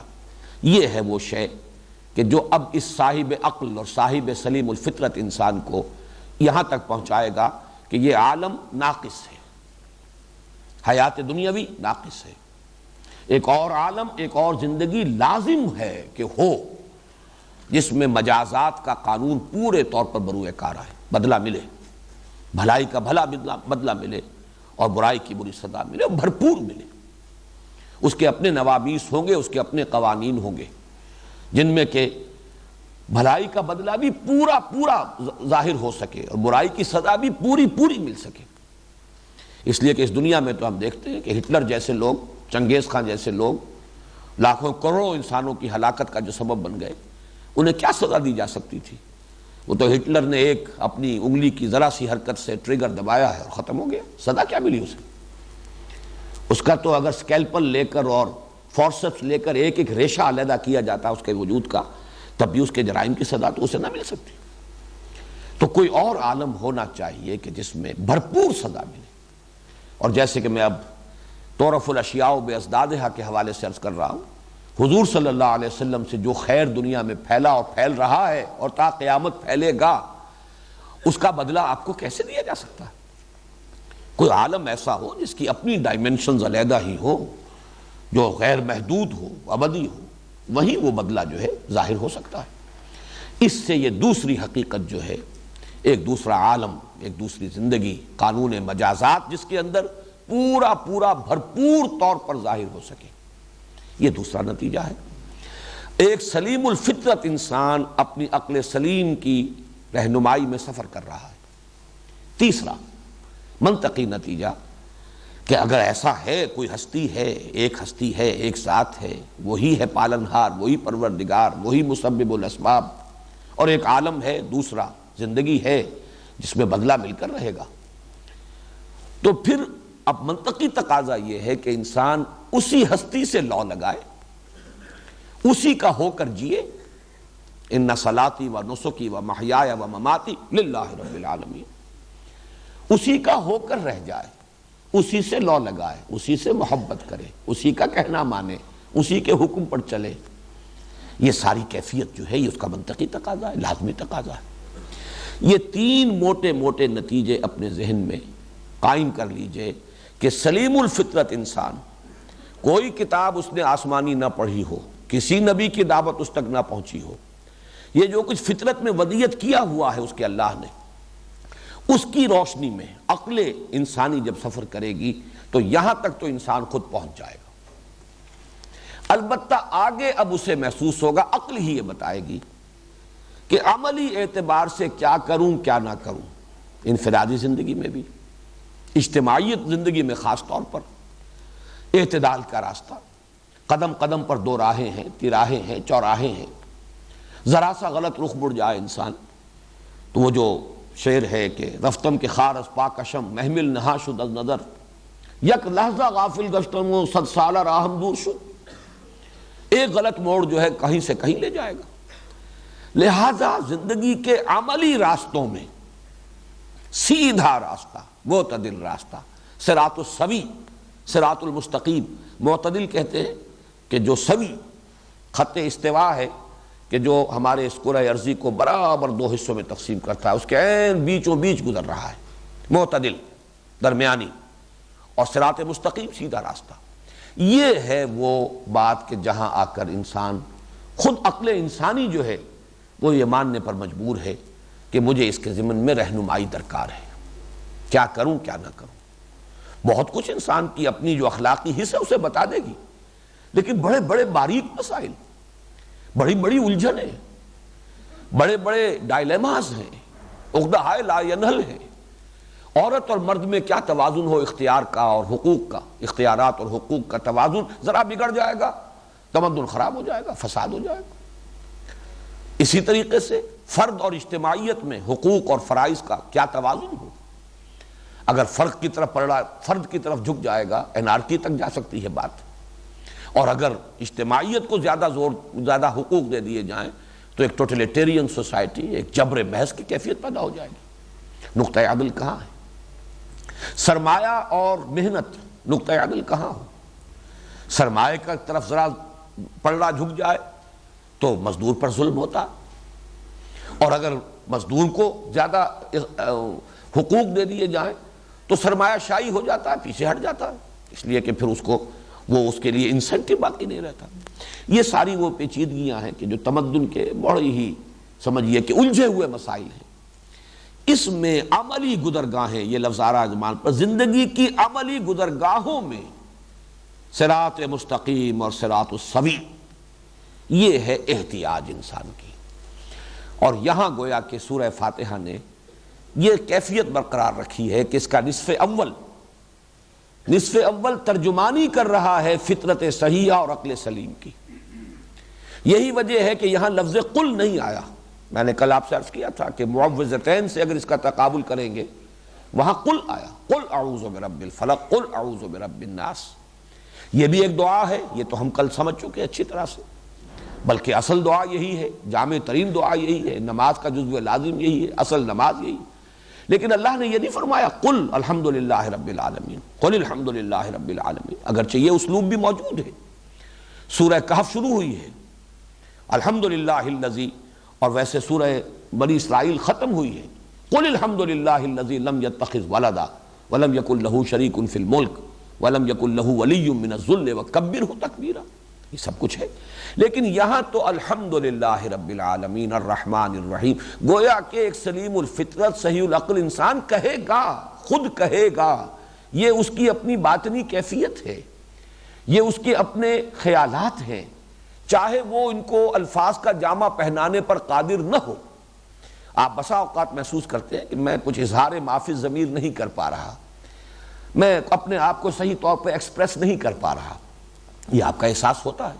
یہی آگے چل کر ہم پڑھیں گے کہ حضرت آدم علیہ السلام سے جو خطا ہو گئی، جو شجر ممنوع تھا اس کا پھل کھا لیا، تو قلب میں وہ کیفیت تو پیدا ہو گئی استغفار اور توبہ کے لیے، وہ جو کیفیت مطلوب ہے پیدا ہو گئی، لیکن الفاظ یہ اللہ نے عطا کیے، فَتَلَقَّى آدَمُ مِن رَبِّهِ كَلِمَاتٍ فَتَابَ عَلَيْهِ، اس لیے کہ اس کیفیت کو، وہ جو علامہ اقبال نے کہا، جس پر کہ داغ دہلوی نے بہت بڑی شاباش دی تھی علامہ کو، ان کی بالکل نو عمری کا شعر ہے کہ موتی سمجھ کے شان کریمی نے چن لیے، قطرے جو تھے میرے عرق انفعال کے۔ پشیمانی ہوتی ہے، شرمندگی ہوتی ہے، پیشانی جو ہے اس پشیمانی سے پیشانی جو ہے ارقالود ہو جاتی ہے، کچھ قطرے ظاہر ہو جاتے ہیں۔ اللہ کو یہ پشیمانی اپنے بندے کی اتنی پسند ہے، اتنی محبوب ہے کہ موتی سمجھ کے شان کریمی نے چن لیے، قطرے جو تھے میرے عرق انفعال کے۔ تو یہ کیفیت پیدا ہو گئی، لیکن الفاظ کہاں سے لاؤں کہ جن میں پروردگار میں تیرے سامنے استغفار کر سکوں، اپنی خطا کا اقرار کر سکوں، اپنی غلطی کو تسلیم کروں، تجھ سے عفو و درگزر کی درخواست کروں۔ فَتَلَقَّى آدَمُ مِن رَبِّهِ كَلِمَاتٍ فَتَابَ عَلَيْهِ۔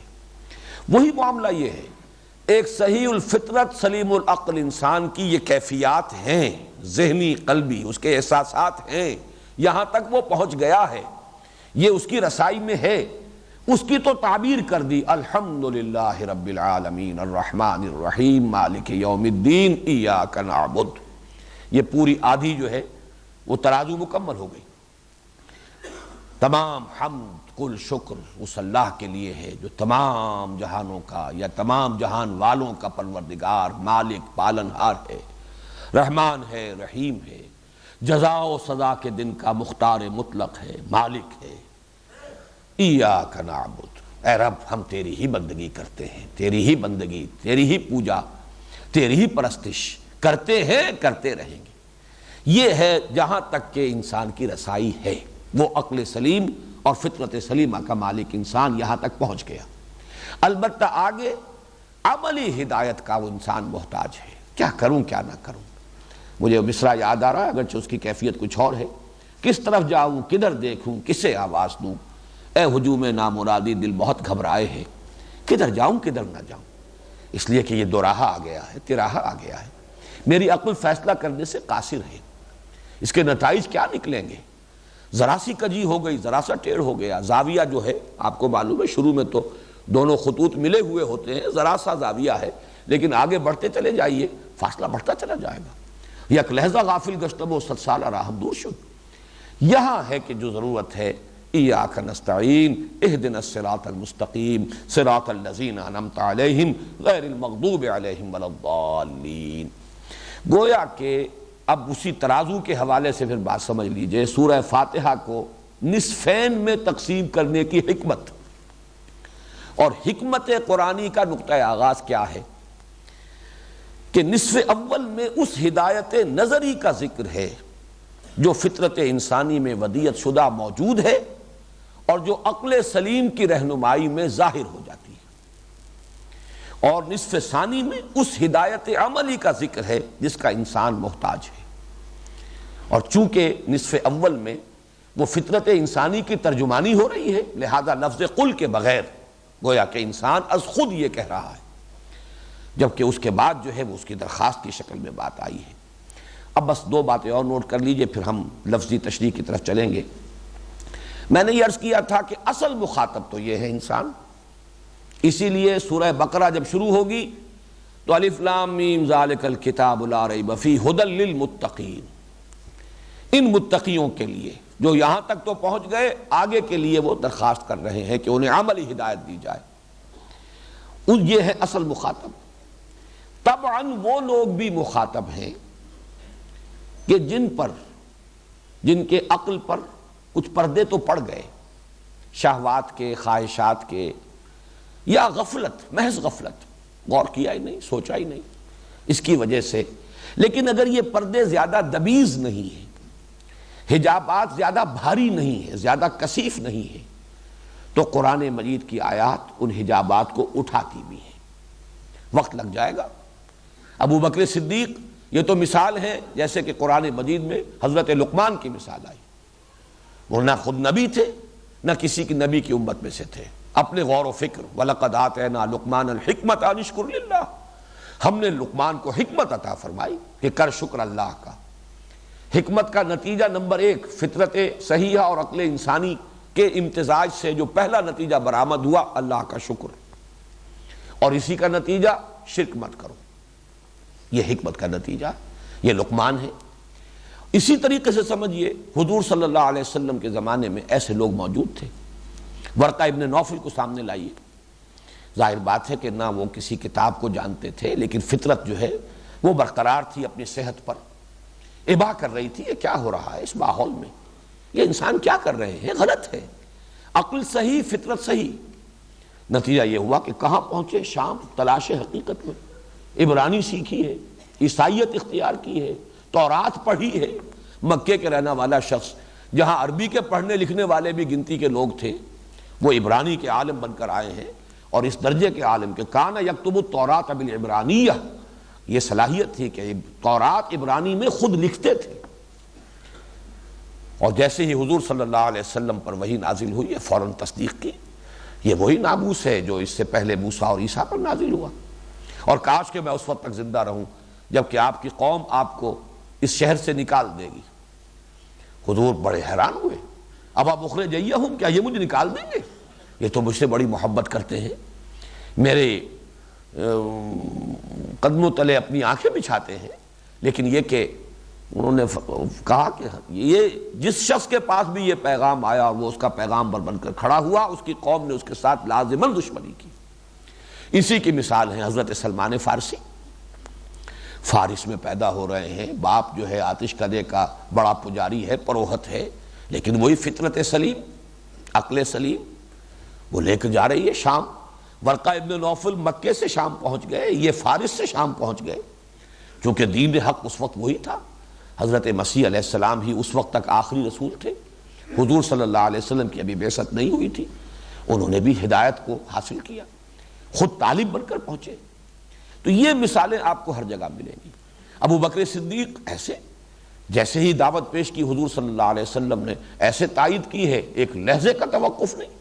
دیکھنا تقریر کی لذت کہ جو اس نے کہا، میں نے یہ جانا کہ گویا یہ بھی میرے دل میں تھا، یہ تو میری اپنی بات ہے، اس لیے کہ از خود وہ شرک سے تو کبھی ملوث ہوئے ہی نہیں، عقل سلیم ہے، کیسے شرک میں ملوث ہو جاتے ہیں؟ فطرت صحیحہ ہے، کیسے برائیوں کے اندر ملوث ہو جاتے ہیں؟ ان کی اخلاقی حس بیدار تھی، چاق و چوبند تھی، اور اس کا ان کے کردار کے اندر ظہور تھا۔ تو یہ ہے اصل میں اصل مخاطب قرآن کے، یہ ہے نوع انسانی کا اصل سرمایہ، یہ گل سرسبد ہے نسل انسانی کے، ان کو ہدایت عملی دینے کے لیے قرآن نازل ہوا ہے۔ البتہ طبعا جن کے اوپر کچھ پردے پڑے ہوئے، لیکن پردے زیادہ دبیز نہ ہوں، تعصب نہ ہو، شعوری طور پر فیصلہ نہ کر لیا ہو کسی نے کہ ایک بات نہیں مان کر دینی، حسد اور تکبر کی بیماریاں نہ ہوں، محض غفلت ہو، تو ذرا وقت لگے گا، پردے اٹھ جائیں گے۔ ان کے لیے قرآن مجید ذکرہ، تذکرہ، یہ آیات قرآنیہ حقائق کو اجاگر کرتی ہیں، بار بار یاد دہانی کراتی ہیں۔ یہ وہ لوگ ہیں کہ جن کے بارے میں یہاں لفظ استعمال کر رہا ہوں، اصل مخاطب وہ، طبعاً یہ بھی مخاطب ہے۔ تیسرا حصہ اب نوع انسانی کا وہ ہے کہ جن کے تعصبات گہرے ہیں، جن پر خواہشات اور شہوات کے پردے اتنے شدید پڑے ہوئے ہیں ان کے عقلوں پر، اور فطرت پرورٹڈ ہے، نیکی اور بدی کی حس ختم ہو چکی ہے، امتیاز ہی نہیں حق و باطل کے مابین، خیر اور شر کا امتیاز برقرار نہیں رہا۔ یہ وہ لوگ ہیں کہ قرآن مجید ان کے حق میں صرف اتمام حجت بن کر آتا ہے۔ قرآن مجید سے انہیں گمراہی ہی ملتی ہے، ان کی گمراہی میں اضافہ ہوتا ہے۔ قرآن مجید ان کے لیے آتا ہے صرف ان کی معذرت کو ختم کرنے کے لیے، رسلا مبشرین و منذرین لئلا یکون للناس علی اللہ حجۃ بعد الرسل، اتمام حجت، صرف اتمام حجت بن کر آتا ہے۔ اور ان کے لیے گویا کہ اسی اتمام حجت کا پھر یہ بھی ایک شکل بنتی ہے کہ پھر وہ عذاب کے مستحق قرار پاتے ہیں۔ وما كنا معذبین حتی نبعث رسولا، یا جیسے فرمایا وما كان اللہ لیضل قوما بعد اذ ہداہم حتی یبین لہم ما یتقون، تبیین کر کے حجت قائم کر دے، اور وہ اس کے بعد نہیں مان رہے تو گویا کہ یہ بات ظاہر ہو جائے، مبرہن ہو جائے کہ یہ عذاب الہی کے مستحق ہیں۔ وہ عذاب اس دنیا میں بھی آ گیا، اور آخرت کے عذاب کا بھی یہ ایندھن بنیں گے ہمیشہ ہمیشہ کے لیے۔ اسی لیے ان کے حق میں قرآن مجید ہدایت نہیں بنتا۔ نوٹ کیجئے، بظاہر یہ جملہ میرا آپ کو شاید اچھا نہ لگے، لیکن قرآن مجید خود کہتا ہے یضل بہ کثیرا ویہدی بہ کثیرا، اللہ تعالیٰ اسی قرآن کے ذریعے سے بہتوں کو گمراہ کرتا ہے اور بہتوں کو ہدایت دیتا ہے۔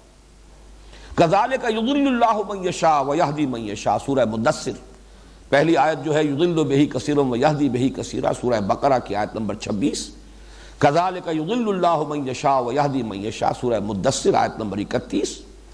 اسی طریقے سے سورہ توبہ آج ہی فجر میں میں نے جو تلاوت کی ہمارے حافظ صاحب نے، یہ آیت مبارکہ بھی آئی وَأَمَّا الَّذِينَ فِي قُلُوبِهِمْ رِجْسٌ فَزَادَتْهُمْ رِجْسًا إِلَىٰ رِجْسِهِمْ، جن کے دلوں میں گندگی ہے، یہ قرآن مجید کی آیات ان کی گندگی میں اور گندگی کا اضافہ کرتی ہے۔ یہ ہے قرآن مجید کا اپنا دو ٹوک فیصلہ۔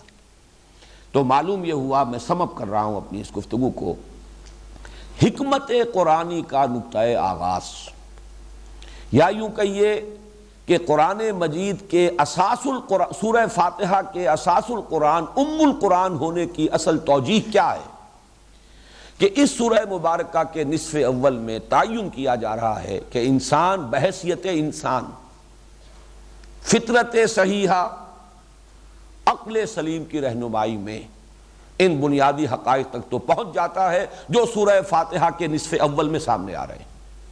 الحمدللہ رب العالمین الرحمن الرحیم مالک یوم الدین ایاک نعبد، ایاک نعبد بھی اس میں شامل ہے نصف اول میں۔ یہ تو منطقی نتیجہ ہے، اس ہستی ہی کے لیے پھر عبادت ہونی چاہیے، اسی کا ہو کر رہنا چاہیے، اسی کی رضا کا طالب بننا چاہیے، اسی کے لیے جینا اور مرنا چاہیے، اسی سے لو لگانی چاہیے، اسی کا حکم ماننا چاہیے۔ یہ منطقی نتیجہ ہے۔ اور نصف ثانی میں معین ہو رہا ہے کہ انسان کی احتیاج ہے صراط مستقیم۔ اب صراط کہتے ہیں راستے کو، چلنا۔ زندگی کی عملی جو گزرگاہیں ہیں ان میں دو راہوں پر، تراہوں پر، چوراہوں پر کہیں غلط رخ نہ انسان مڑ جائے، بلکہ سیدھے راستے پر چلے، فلاح سے ہمکنار ہو سکے۔ اس کے لیے اسے قدم قدم پر رہنمائی کی ضرورت ہے، انفرادی زندگی میں بھی اور بالخصوص اجتماعی زندگی میں۔ انفرادی زندگی میں اس کی اخلاقی حس بھی اگر وہ بیدار ہے بہت حد تک رہنمائی کر دے گی، لیکن اجتماعیات کی پیچیدگیاں، اس کی الجھنیں ایسی ہیں کہ ان عقدوں کو حل کرنا عقل انسانی کے لیے بالکل ممکن نہیں ہے۔ یہاں اس کی احتیاج ہے کہ گھٹنے ٹیک کر اللہ سے دعا کرے، اہدنا الصراط المستقیم صراط الذین انعمت علیہم غیر المغضوب علیہم ولا الضالین۔ یہ ہے در حقیقت وہ مقام کہ جہاں اصل قرآن مجید کا خطاب ہے۔ طبعاً وہ لوگ جن کی فطرت جو ہے کچھ بیمار ہے، کچھ مریض ہے، لیکن یہ کہ یہ بس ایک حد تک معاملہ ہے، یا عقل پر کچھ ہلکے پردے پڑے ہیں، ان کو قرآن آ کر پردوں کو اٹھاتا ہے، ان کے دلوں کے زنگ کو دور کرتا ہے۔ جیسے کہ حدیث میں آیا ہے کہ ان هذه القلوب لتصدع، یہ دل جو ہیں ان پر زنگ آ جاتا ہے، کما یصدع الحدید اذا اصابہ الماء، جیسے کہ لوہے پر زنگ آ جاتا ہے جب اس پر پانی پڑتا ہے۔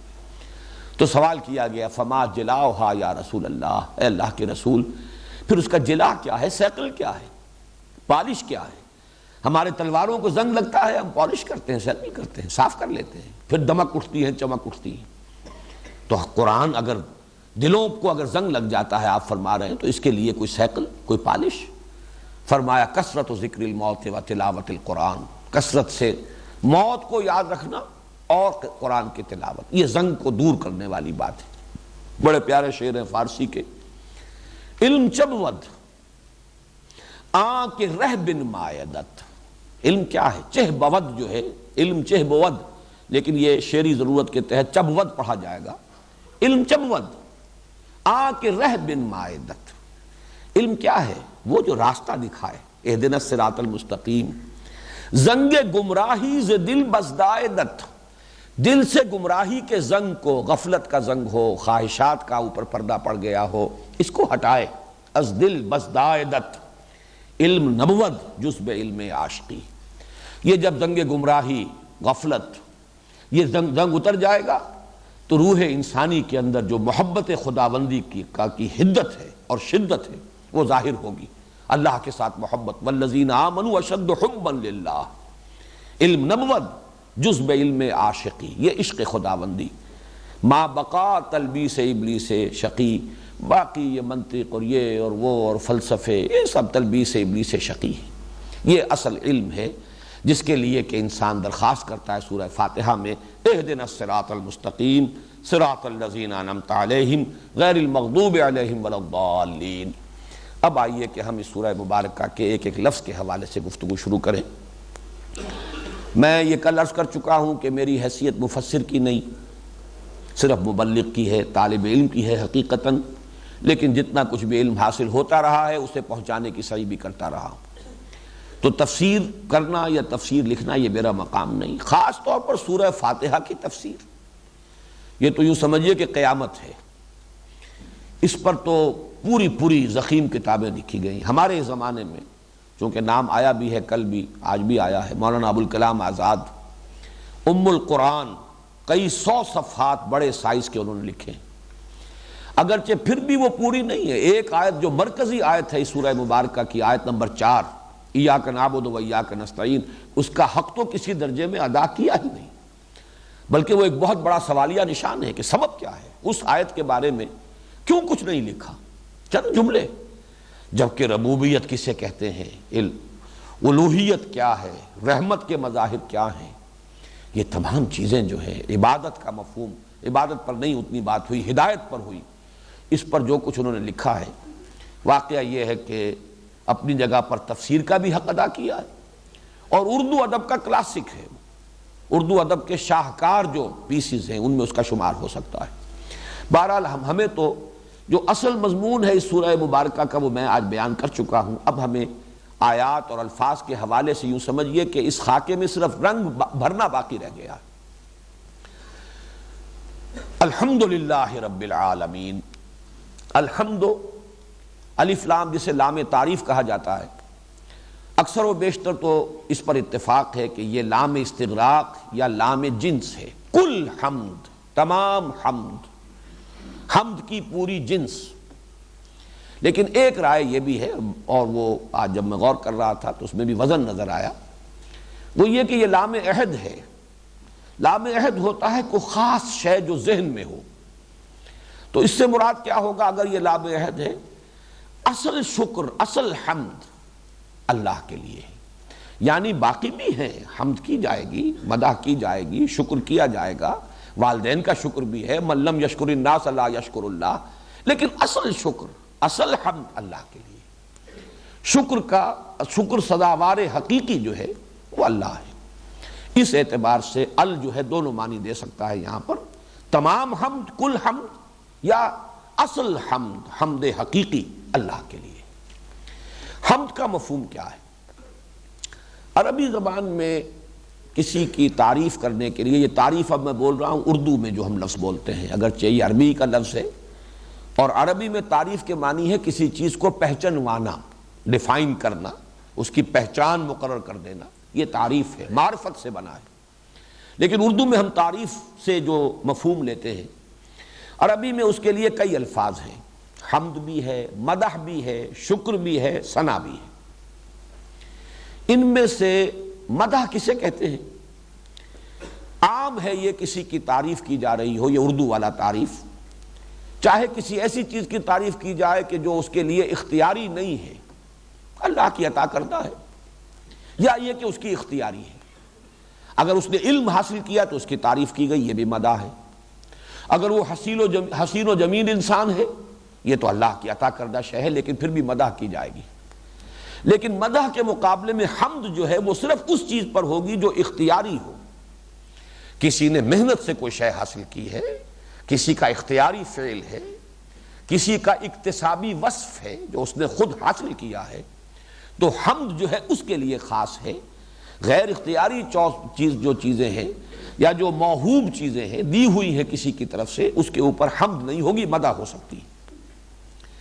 اسی طرح لفظ شکر اور حمد کا تعلق کیا ہے؟ شکر کیا جاتا ہے کسی انسان یا ہستی کے اس وصف پر یا اس فعل پر جس سے شکر کرنے والے کو کوئی فائدہ پہنچاؤ۔ شکر کرنے والا جو ہے اس کی کوئی ضرورت پوری ہوئی ہے، اس پر کوئی احسان ہوا ہے، اس کی احتیاج رفع ہوئی ہے، اس کی کوئی تکلیف دور ہوئی ہے، تو وہ شکر کرے گا۔ جبکہ حمد اس سے کہیں وسیع تر ہے۔ یہ بات نوٹ کر لیجئے، قرآن مجید میں لفظ حمد یہ زیادہ تر شکر کی جگہ پر آتا ہے، اور احادیث میں خاص طور پر جو دعائیں ہیں، الحمدللہ الذی احیانی بعد ما اماتنی، اب یہاں جو ہے اصل میں یہ شکر کا مقام ہے، اس اللہ کا شکر ہے جس نے مجھے دوبارہ زندہ کر دیا اس کے بعد کہ مجھ پر موت طاری ہو گئی تھی۔ یہ دعا ہے، دعائے مسنون ہے، صبح جب آنکھ کھلے تو اٹھ کر یہ زبان پر الفاظ حضور صلی اللہ علیہ وسلم کے جاری ہو جاتے تھے۔ اسی طریقے سے کھانا کھایا آپ نے، آپ کی احتیاج یا ذوف محسوس ہو رہا تھا، ضرورت محسوس ہو رہی تھی، وہ پوری ہو گئی، الحمدللہ الذی اطعمنی وسقانی وجعلنی من المسلمین، اس اللہ کا شکر ہے۔ اب یہاں پہ نوٹ کیجئے، یہاں حمد در حقیقت شکر کی جگہ آیا، قرآن مجید میں بھی آیا ہے، حضرت ابراہیم علیہ السلام کا قول، الحمدللہ الذی وہب لی علی الکبر اسماعیل و اسحاق ان ربی لسمیع الدعاء۔ یہاں بھی اگر آپ لفظ تعریف کہیں گے تو وہ بات اس طریقے سے ادا نہیں ہوگی، اتنا مفہوم ظاہر نہیں ہوگا جتنا کہ لفظ شکر سے۔ اس اللہ کا شکر ہے جس نے مجھے اس بڑھاپے میں، اس ضعیفی میں اولاد عطا فرمائی، اور وہ بھی اسماعیل اور اسحاق جیسی اولاد عطا فرمائی۔ الحمدللہ الذی وہب لی علی الکبر اسماعیل و اسحاق ان ربی لسمیع الدعاء، اور یقیناً میرا پروردگار دعا کا سننے والا ہے۔ تو در حقیقت اس لفظ حمد کا جو زیادہ جز ہے، جزو اعظم، وہ شکر ہے۔ البتہ حمد شکر سے زیادہ وسیع ہے، اس لیے کہ شکر، جیسا کہ میں عرض کر رہا تھا، صرف اس بات پر کیا جائے گا جس سے آپ کی کوئی ضرورت پوری ہوئی ہو، آپ کو کوئی فائدہ پہنچا، جبکہ حمد اس شے کی بھی ہوگی جس کے اندر کوئی خوبی ہے، خیر ہے، بھلائی ہے، کوئی کمال ہے، چاہے آپ کو اس سے کوئی فائدہ نہ پہنچاؤ۔ آپ تعریف کرتے ہیں، ثنا کرتے ہیں، مدح کرتے ہیں، حمد کرتے ہیں کسی شے کی، اس کے اندر یہ خوبی ہے، چاہے اس خوبی سے آپ کو کوئی فائدہ نہیں پہنچا۔ یہ پھول بڑا اچھا ہے، بہت حسین ہے، یہ شے بڑی حسین و جمیل ہے، آپ کو اس سے کوئی بظاہر فائدہ نہیں پہنچ رہا، کوئی آپ کی احتیاج رفع نہیں ہوئی، لیکن آپ تعریف کریں گے۔ تو گویا کہ اگر آپ اس لفظ حمد کو صحیح اس کا سینس چاہیں کہ واضح ہو جائے، تو لفظ شکر اور لفظ ثنا صحیح مفہوم میں ادا کرتا ہے تعریف کا۔ اردو میں جب ہم کہتے ہیں تعریف تو یہ لفظ عربی میں ثنا ہے۔ ثنا جو تثنیہ اسی سے بنا ہے اور یہ مثانی اسی سے بنا ہے۔ ثنا ہوتا ہے کسی شے کا مثنیٰ، کسی شے کا دوہرا کر دینا، لوٹا دینا۔ آپ میں خوبی ہے، میں نے بیان کر دی، گویا کہ میں نے آپ کی خوبی آپ کو لوٹا دی، اعتراف کر لیا، مان لیا، آپ کی تعریف کی، آپ کا وہ وصف گویا کہ آپ ہی کو لوٹا دیا۔ تو ثنا در حقیقت عربی زبان میں اسی مفہوم کو ادا کرتا ہے جو ہم اردو میں لفظ تعریف سے ادا کرتے ہیں، لیکن جب آپ شکر اور ثنا کو جمع کر لیں گے تو لفظ حمد بنے گا۔ الحمدللہ، اس لفظ کی ایک اعتبار سے اور اہمیت ہے، وہ بھی نوٹ کر لیجئے۔ پہلے تو یہ کہ یہ قرآن کا پہلا لفظ ہے، اس لیے کہ میں کل عرض کر چکا ہوں آیت بسم اللہ کو میں اس طرح سے سورہ فاتحہ کا جز نہیں مانتا، اور یہ اصل میں تو جز ہے صرف سورہ نمل کا، انہو من سلیمان و انہو بسم اللہ الرحمن الرحیم۔ گویا کہ اصل قرآن کا جو نقطہ آغاز ہے وہ لفظ الحمد ہے۔ نمبر دو یہ کہ اسی لفظ سے حضور کے اسماء گرامی ماخوذ ہیں، حامد، احمد، محمد صلی اللہ علیہ وسلم۔ دو بہت نمایاں نام وہ تو قرآن مجید میں محمد اور احمد، اسمہ احمد، محمد الرسول اللہ والذین معہ۔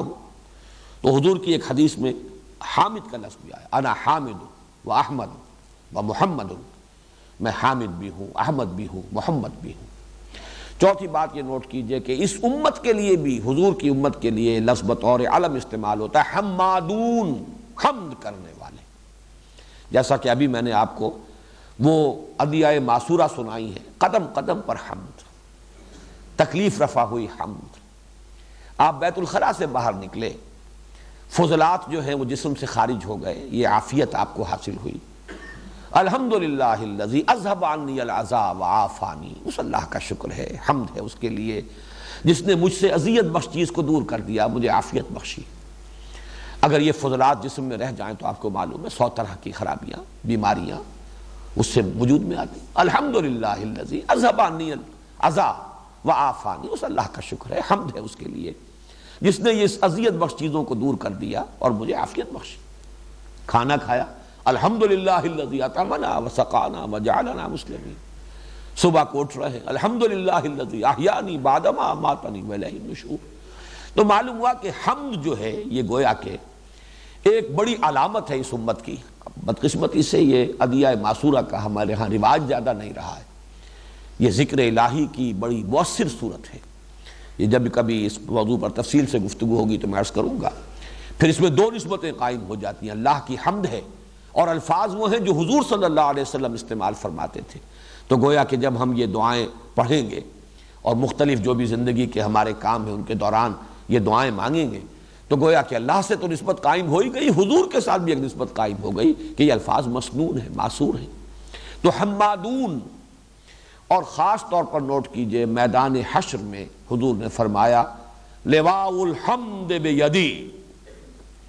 اب وہ میدان حشر کا نقشہ کیا ہوگا وہ اس وقت تو ہم اس کا تصور نہیں کر سکتے۔ وہ تو جو غزل ہے بڑی مشہور امیر خسرو کی، شب جائے کہ من بودم خدا خود میر محفل بود، شب جائے کہ من بودم محمد شمع محفل بود، شب جائے کہ من بودم۔ رات کی کوئی کیفیت ہے جس کو بیان کر رہے ہیں، کوئی اللہ نے کوئی مشاہدہ کرایا، کشف ہوا، یا کوئی کیفیت طاری ہوئی کہ ایک محفل ہے جس کے کہ میر محفل خود اللہ تعالیٰ ہے اور شمع محفل محمد صلی اللہ علیہ وسلم، تو قیامت کی جو محفل ہوگی وہ مجلس صدارت لگے گی تو حضور صلی اللہ علیہ وسلم مقام محمود پر فائز ہوں گے۔ یہ بھی نوٹ کیجئے، حضور کا صلی اللہ علیہ وسلم جو خصوصی امتیازی مقام ہے وہ یہ ہے کہ مقام محمودہ، اللہ تعالیٰ آپ کو وہ مقام محمود عطا فرمائے گا، وہ بھی لفظ حمد سے ہے۔ اور حضور کی حدیث ہے لواء الحمد بیدی، حمد کا جھنڈا میرے ہاتھ میں ہوگا، اس وقت حمد میں کروں گا۔ اور یہ ٹکڑا بھی بہت قابل غور ہے کہ حضور نے اسی حدیث میں فرمایا ہے اس روز جو حمد میں بیان کروں گا اللہ کی وہ آج نہیں کر سکتا۔ یہ کیوں ہے؟ اس لیے کہ کسی کا حمد اور کسی کا شکر، کسی کی ثنا، میں اب تینوں الفاظ کو یہاں جوڑ رہا ہوں اس لیے کہ یہ میں بیان کر چکا ہوں، حمد برابر ہے شکر جمع ثنا کے۔ تعریف اردو میں کہیں گے تعریف اور شکر، یہ جب دونوں چیزیں جمع ہو جائیں گی تو حمد کا مفہوم ادا ہوگا۔ تو حمد اور شکر اور ثنا یہ انسان کسی ہستی کی یا کسی شے کی کر سکتا ہے اپنی معرفت اور شعور ہی کی مناسبت سے۔ جتنا گہرا آپ کو شعور حاصل ہوا ہے اس کی قدر و منزلت کا، جتنا گہرا نقش آپ پر قائم ہوا ہے اس کی عظمت کا، جتنی معرفت کی گہرائی اور گہرائی اور وسعت آپ کو حاصل ہوئی ہے اسی مناسبت سے تو حمد کر سکیں گے نا۔ ظاہر بات ہے کہ وَلَلْآخِرَةُ خَيْرٌ لَكَ مِنَ الْأُولَىٰ، حضور کا تو ہر لمحہ جو ہے اس دنیا کی زندگی کا، حیات دنیاوی کا بھی، وہ اس کے اندر ارتقاء آپ کا ہو رہا تھا، اور آخرت میں آپ جس مقام میں محمود پر ہوں گے اس وقت آپ کی وہ معرفت جو ہے اللہ کی، اس کی جو وسعت ہوگی، اس کی جو گہرائی اور گہرائی ہوگی، اسی کی مناسبت سے حمد کریں گے آپ میدان حشر میں۔ اس لیے آپ نے فرمایا کہ جو حمد میں اس روز کروں گا وہ آج نہیں کر سکتا۔ الحمدللہ، یہاں پہ اب لام کو نوٹ کر لیجئے، یہ لام استحقاق بھی ہے اور لام تملیک بھی ہے، دونوں یہاں پر لام کے یہ مختلف استعمالات ہیں حرف جار لام کے، یہاں ان دونوں کو نوٹ کیجئے۔ حمد ہے اسی کی، ہم بیان کریں نہ کریں، وہ اتنا بڑا خیر ہے، ایسا خیر مطلق ہے کہ حاجت مشاقہ نہیں صورت دل آرام را۔ ایک خیر، ایک خوبی، ایک حسن وہ ہے جس کو کچھ سنوارنے کی، ظاہر کرنے کی ضرورت پیش آئے، بیان کی ضرورت ہو، وہ تو خیر محض، خیر مطلق، خیر کامل، حمد اس کی ہے، کوئی حمد کرے نہ کرے، یہ ہے گویا کہ اللہ کی شان۔ لیکن یہ کہ وہ پوری کی پوری حمد کا مستحق بھی ہے، جو حمد کرنا چاہے، جس کے اندر یہ استعداد پیدا ہو جائے، جو معرفت اور شعور اور ادراک کی اس سطح پر پہنچ گیا ہو، وہ یہ جان لے گا کہ کل حمد کا سزاوار حقیقی، کل حمد سزاوار ہے صرف اللہ کے لیے۔ تو یہ لام تکلیق اور لام استحقاق، کل حمد کا مستحق ہے اللہ اور کل حمد ہے ہی اللہ کی، لام استحقاق اور لام تملیک۔ للہ کے بارے میں سورہ اخلاص کے دوران میں جب درس دے رہا تھا تو تفصیل سے بیان کر چکا تھا، آج تیزی سے صرف گنوا دوں گا باتیں۔ اللہ کے بارے میں دو رائے ہیں بنیادی طور پر، ایک تو یہ کہ یہ اسم جامد ہے، اسم علم ہے، اسم ذات ہے، یہ کسی سے مشتق نہیں ہے، یہ ہمارے ہاں متصوف مزاج لوگوں کی رائے ہے، اصحاب دل، اصحاب محبت، انہوں نے اس کو خاص اپنا موضوع بنایا ہے، اسی نام کی مالا جپتے ہیں، اشغال، اوراد، وظائف، اذکار، وہ سب سے زیادہ اسی نام پر وہ مرکوز ہے۔ پھر یہ بھی ہوا ہے کہ نقش بنا کر اس پر توجہ کو مرتکز کرنا، یہ بھی ایک ذریعہ ہے، اپنی توجہ کا ارتکاز، نقش لکھا ہوا ہو اللہ کا نام اور اس پر اپنی توجہ کو مرتکز کیا جائے۔ تو یہ تمام چیزیں جو ہیں اس کے اعتبار سے ان کی رائے یہ ہے کہ یہ کہیں سے مشتق نہیں ہے، کوئی اس کا روٹ نہیں، کوئی مادہ نہیں، یہ تو بس اللہ کا نام ہے۔ لیکن یہ کہ اکثر نحویین کی رائے یہ ہے کہ یہ بھی اللہ تعالیٰ کے دوسرے صفاتی ناموں کی طرح ایک صفاتی نام ہے، جیسے رحیم الرحیم، الرحیم الف لام لگ گیا، اللہ کا نام بن گیا۔ قادر القادر، قادر صفت ہے، نکرہ ہے، القادر معرفہ ہو گیا، اللہ کا نام بن گیا۔ اسی طرح الہ سے الالہ، اور یہاں الالہ جو ہے اس میں سے بیچ کا جو ایک حمزہ ہے وہ گر گیا، دونوں لام مدغم ہو گئے، ادغام ہو گیا، اللہ، یہ اللہ جو ہے الالہ ہے حقیقت کے اعتبار سے۔ پہلی بات صحیح ہے یا غلط، میں دوسری بات کو صحیح تر سمجھتا ہوں، یہ نہیں کہہ سکتا کہ پہلی بات بھی غلط ہے، لیکن صحیح ہو یا غلط، لیکن بیہیو کرتا ہے یہ لفظ اللہ اس میں علم کے طور پر۔ عربی زبان میں اگر کسی نام پر الف لام لگا ہے تو یا سیدھا اس کے ساتھ نہیں لگ سکتا، بلکہ وہ یا ایہا، یا انسانوں تو کہہ سکتے ہیں، یا انسان نہیں کہہ سکتے، یا ایہا الانسان، ایہا لگتا ہے، لیکن اللہ پر ایہا کا اضافہ نہیں ہوتا، یا اللہ۔ معلوم ہوا کہ اللہ جو ہے بیہیو کرتا ہے اس میں علم اور اس میں جامد کی حیثیت سے۔ البتہ میری رائے بھی یہی ہے کہ یہ مشتق ہے، الہ سے بنا ہے، اور الالہ میں ادغام ہوا ہے دو لاموں کا اور اللہ بن گیا۔ اب ذرا تیزی سے نوٹ کر لیجئے، تین رائے ہیں۔ اس الہ کے لفظ کا مادہ الف لام ہے یا واو لام ہے یا لام واو ہے، یہ تین آراء ہیں، لیکن ان کے مختلف استعمالات جو ہیں اس اعتبار سے واقعتاً یہ لفظ بہت ہی حقدار ہے کہ اسے اللہ کا اسم علم اور اسم ذات مانا جائے، کہ ان تمام مادوں کے جتنے استعمالات ہیں اس خوبصورتی کے ساتھ اللہ کی ذات پر، جسے آپ کہتے ہیں کہ یہ جامع پوری طرح اسی کی ذات پر راست آتا ہے، زیب دیتا ہے اسی کو، کہ اس تینوں مادوں سے جو تین ممکنہ مادے ہیں، تینوں مادوں کے جتنے ممکنہ استعمالات ہیں ان سب کا صحیح ترین اطلاق اللہ کی ذات پر ہوتا ہے۔ مثلا الف لام ہے سے الہ یا الہو، اس کے معنی ہے عبادہ، کسی کی بندگی کی، کسی کو پوجا، اسی سے لفظ معبود بنا ہے، اور اللہ کا ترجمہ عام طور پر معبود کیا جاتا ہے، لا الہ الا اللہ، اللہ کے سوا کوئی معبود نہیں۔ اسی طرح الہ یا الہو، اس کا ایک مفہوم ہے تحیرہ، متحیر ہو گیا، حیران و ششدر رہ گیا۔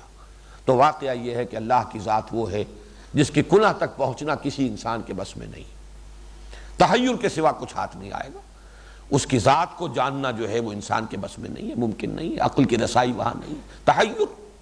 فلاسفہ کا تصور جو ہے وہ یہی ہے، وہ ذات جس کے بارے میں ہم کچھ نہیں سمجھ سکتے۔